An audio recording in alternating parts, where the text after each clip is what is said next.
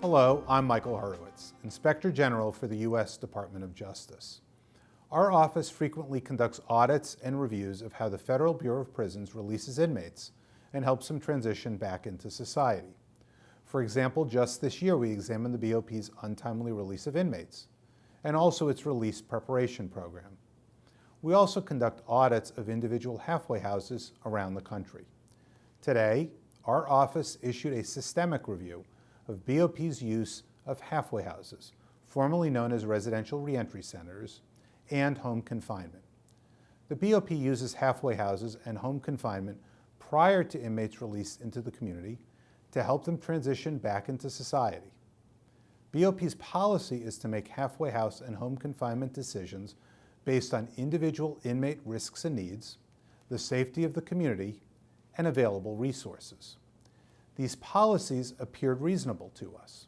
However, our audit found that the BOP's actual decisions did not always take all of these considerations appropriately into account.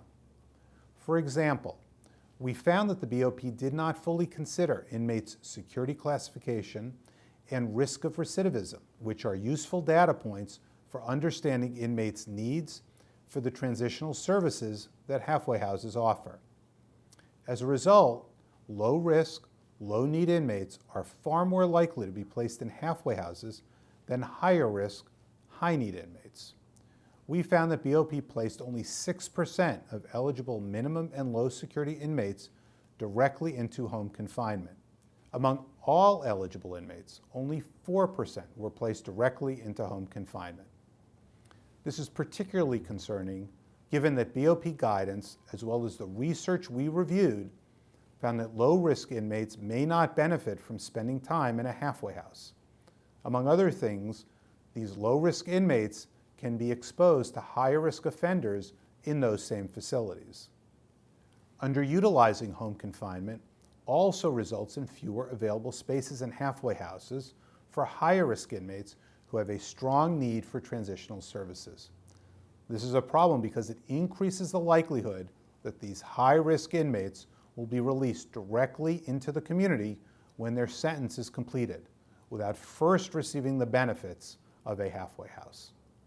Today's report also identified other concerns, including the BOP is at or above its contracted capacity for both halfway houses and home confinement.